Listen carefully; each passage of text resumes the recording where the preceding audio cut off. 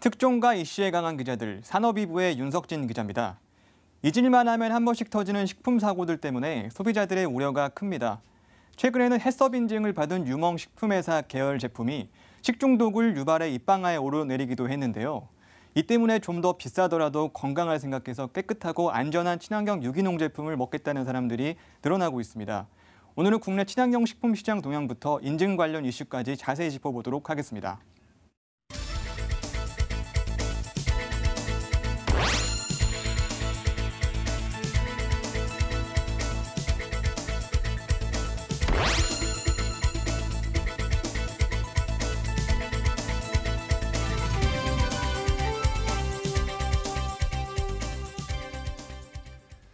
자, 요즘 안전한 먹거리에 대한 관심이 매우 높아지고 있죠. 나도 안전한 음식을 먹었으면 좋겠고 우리 아이들도 안전한 음식을 먹었으면 좋겠고 이런 생각들 참 많이 합니다. 그러다 보니까 요즘 친환경 유기농 시장이 꽤 빠르게 확산되고 있다고 해서요. 일단 윤석진 기자, 그 시장 현황이 어떻습니까? 예, 최근 건강을 생각하는 웰빙족들이 늘어난 가운데 자녀를 한 명만 낳아 키우는 중산층 가정을 중심으로 친환경 유기농 제품 구매가 늘어나고 있습니다.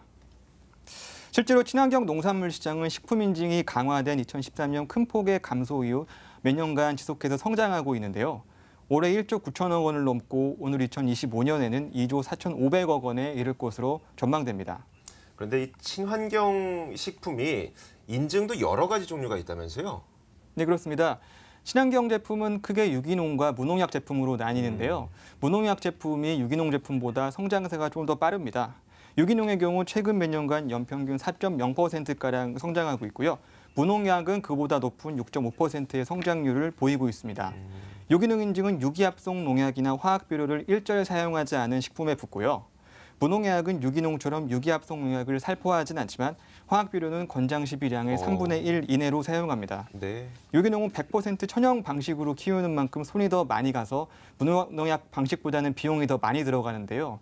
이 때문에 유기농 식품이 무농약 제품보다 가격이 조금 더 비쌉니다. 유기농만큼은 아니지만 일반 제품보다는 안전하면서 가격은 합리적인 무농약 제품을 중심으로 친환경 시장이 확대되고 있는 추세입니다. 일단 따지고 보면 유기농과 무농약을 따져봤을 때 유기농이 조금 더 농약도 안 들어가고 화학비료도 안 들어가고 이렇게 봐야 되는 거네요. 알겠습니다. 자, 그렇다면은 물론 유기농을 먹으면 좋겠지만 하지만 너무 유기농은 비싸다 보니 좀 합리적으로 우리가 가성비를 따지다 보니 무농약 제품들을 좀 이용하고 있다는 이야기인데 실제로 그 친환경 전문점들은 어떤 상황이에요, 지금? 네, 친환경 전문점들의 매출은 꾸준히 늘었습니다. 하지만 최근 들어서 그 신장률이 대폭 감소했는데요. 친환경 전문점은 대상그룹 계열인 초록마을과 풀무원 계열사인 올가월푸드, 그리고 생활협동조합인 자연드림 등이 있습니다.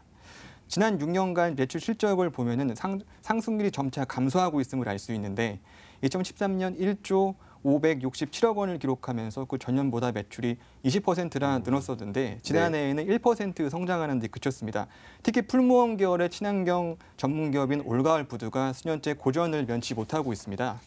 지난 2015년 1,240억 원이던 매출이 지난해 868억 원으로 1,000억 원 밑으로 떨어졌는데요. 영업이익은 마이너스 10억대를 유지하다가 지난해 마이너스 40억 원대로 적자폭을 키웠습니다. 친환경 시장은 계속 커진다고 했었어요. 올해 1조 9천억 원, 그리고 2025년에 2조 5천억 원. 근데 왜 전문점들의 매출은 줄어드는 거예요? 친환경 시장에 뛰어드는 기업이 많아지면서 경쟁이 격화됐기 때문에 기존에 있었던 전문점들의 실적이 악화되는 겁니다. 먼저 대형마트의 약진이 눈에 띄는데요. 대형마트 한켠에 구색 맞추기식으로 있었던 유기농 코너가 점점 진화하면서 친환경 전문점을 위협하는 수준으로까지 성장했습니다. 실제로 롯데마트의 친환경 PB 브랜드인 헤빗은 지난 2015년 이후 지속해서 성장해서 올해 1월에서 8월 기준으로 작년보다 매출이 40% 뛰었고요. 신세계그룹의 친환경 브랜드인 자연주의 또한 점점 영향력을 확대하고 있습니다. 여기에 디지털 기반 사업자들까지 가세했는데요. 네. 쿠팡은 지난해부터 150개가 넘는 유기농 친환경 브랜드 제품을 로켓 배송으로 전달하고 있습니다. 또 편의점 CU를 운영하는 BGF 리테일의 경우는 지난 6월에 헬로 네이처를 인수하면서 친환경 식품 새벽 배송을 선보이기도 했고요. 네, 그러니까 예전에는 친환경 전문점들이 전문점들만 이제 친환경 음식물을 공급을 했었다면 이제는 뭐 대형마트도 뛰어들었고 이커머스도 뛰어들었고 심지어 편의점까지 뛰어들고 있다 보니까 경쟁이 심화되고 있다는 얘기네요. 네, 맞습니다. 그렇기 때문에 각 기업들은 뒤처지지 않기 위해서 가격 경쟁력을 더 높인다든가 배송을 더 신속하게 한다든가 등의 전략을 취하고 있습니다. 대형마트의 경우 산지 발굴이나 가격 협상력 면에서 유리하다는 점을 이용해서 가격 단가를 낮추는 데 주력하고 있는데요. 이마트는 친환경 전문점과 동일한 상품을 더 저렴한 값에 확보하는 작업을 진행 중이고요. 롯데마트는 공동 매입을 통해 제조 원가를 낮췄습니다. 또 전문성을 강화하기 위해 지난해부터 헤비팀을 건강 관련 식품을 전담하는 비즈니스 매니지먼트 단위로 신설해 운영하고 있습니다. 또 롯데마트는 건강기능식품을 계절별로 출시하고 농가와의 계약 재배 비율을 늘릴 계획입니다. 초록마을은 가정간편식과 동물복지 인증 상품을 강화하고 물류센터를 보강하는 쪽에 초점을 맞췄고요. 올가을푸드는 도시명 물류센터를 만들어서 배송 서비스를 강화했습니다. 생각을 해보면 사실 그 친환경 음식을 먹고는 싶지만 가격에 대한 부담도 많은 분들이 느끼고 계실 것 같아요. 그러다 보니까 업체들만의 노력으로는 이제 친환경 시장이 성장하는 데는 한계가 있을 수 있다. 이 때문에 정부가 좀 개입을 해줬으면 좋겠다라는 바람이 있다고 하는데 어떤 내용입니까 이게? 예, 그렇습니다. 방금 가격을 말씀하셨는데요. 친환경 유기농 시장 성장에 발목을 잡고 있는 것이 바로 높은 가격입니다. 가격이 일반 식품 대비해서 적게는 1.2배에서 많게는 4배까지 비싸다 보니 선뜻 손이 가기 어려운 것이 현실인데요.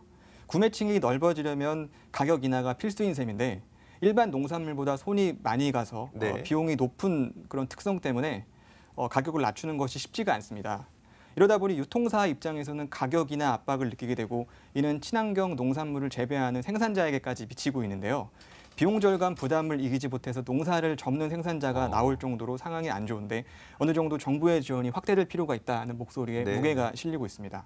전문가의 설명을 들어보시죠. 지금 우리나라 유기농은 어떻게 보면 일부 그냥 조금 이렇게 경제적으로 좀 이렇게 여유가 있고 또 아이의 어떤 그런 아토피라든가 면역 기능 이런 데 관심이 있는 사람들이 그냥 일부 사 먹는 그런 제품으로 돼 이제 대중화가 전혀 안 돼 있거든요. 국가가 개입을 해서 이거를 좀 보조를 해주고 그렇게 하면 친환경 농산물의 값을 떨어뜨려 줌으로써 많은 사람들이 좀 사 먹게 하면 사실 가격도 문제지만 이 인증을 받았던 식품에서 또 어떤 문제점이 발생하는 일도 굉장히 큰 문제로 꼽히고 있는데 뭐 인증받은 계란에서 살충제가 검출됐다거나 아니면 인증받은 케이크를 먹고 뭐 단체 식중독에 뭐 걸렸다거나 이런 것들 때문에 인증에 대한 불신도 요즘 높아지고 있는 것 같아요. 예, 그렇습니다. 식품 인증은 신뢰가 필수 전제 조건입니다. 일반 제품보다는 안전하다는 인식이 깔려 있어야 하는데 잊을만 하면 부실 논란이 불거지고 있는 상황입니다. 제대로 검증도 안 된 식품이 인증 마크를 받다 보니 불량식품이 건강식품으로 둔갑하고 있다는 지적이 나오고 있고요. 인증을 좀 더 강화하는 것은 물론이고 인증 이후의 사후 관리까지 좀 더 철저하게 해서 해야 한다는 목소리가 커지고 있습니다. 인증이 워낙 많다 보니까 그렇다는 이야기를 하시는 소비자분들도 계시고요. 사실 소비자들이 이 인증이 무엇을 뜻하는지를 알아야 그 인증을 보고 이 물건을 구매하고 또 그 음식물을 섭취하지 않겠습니까? 일단 그 인증별로 이게 어떤 장점이 있고 어떤 특성이 있고 이런 것들 좀 구분해 주시면 좋을 것 같아요. 예, 식품 인증 마크는 아까 말씀드렸던 유기농과 무농약 제품으로 크게 나뉘고 또 동물복지, 햇섭, GAP, 저탄소 인증까지 28개나 존재하고 있습니다. 농식품부나 식약처 등 정부 부처뿐만 아니라 지자체들도 앞다투어 인증을 만들다 보니까 여러 가지 인증이 난립하고 있는 상황인데 일본 농림수산청이 5가지 식품 인증 마크를 사용하고 있고 덴마크 정부가 1가지 유기농 인증 마크를 적용하고 있는 것을 감안하면 우리나라 식품 인증이 네네. 얼마나 많은지를 더 실감할 수 있습니다. 인증이 많다 보니 소비자들의 입장에선 뭐가 뭔지 모르겠다는 분들이 많은데요. 네. 가령 동물복지 계란의 경우 넓은 마당에 풀어놓은 닭이 낳은 알이라고 생각하고 싶지만 사실은 그렇지 않습니다.